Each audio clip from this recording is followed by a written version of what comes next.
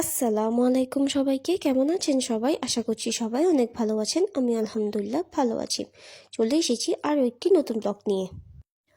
আজকের ব্লগে শেয়ার করব আমার মেহেদি নাইটের জন্য আমার কাজিনসরা কীরকম শাড়ি নিয়েছে।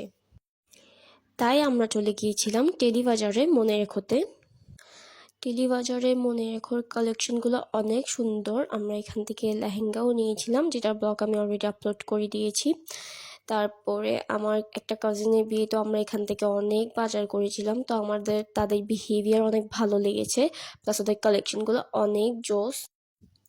তো আমরা কাতান শাড়ি দেখছিলাম।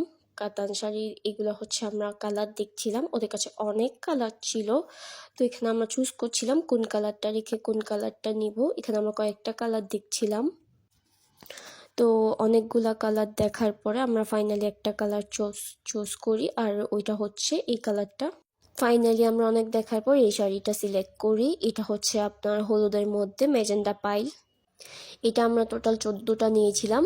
ব্রাইডমেটসদের শাড়ি নেওয়ার পরে আমি চলে যাই আমার জন্য কিছু শাড়ি নিতে। এটা আমার ফুফি আমাকে গিফট করবে শাড়িটা।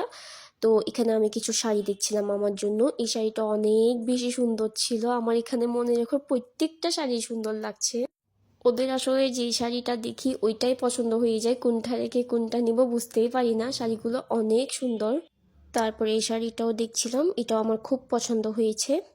দেন আমরা এই শাড়িটা দেখি, এটাও আমার মোটামুটি অনেক ভালো লেগেছে। শাড়িটা আসলে অনেক বেশি সুন্দর। তারপরে আমরা আরও অনেকগুলো কালেকশন দেখি। তারপরে আমি এই শাড়িটা ট্রাই করে দেখছিলাম।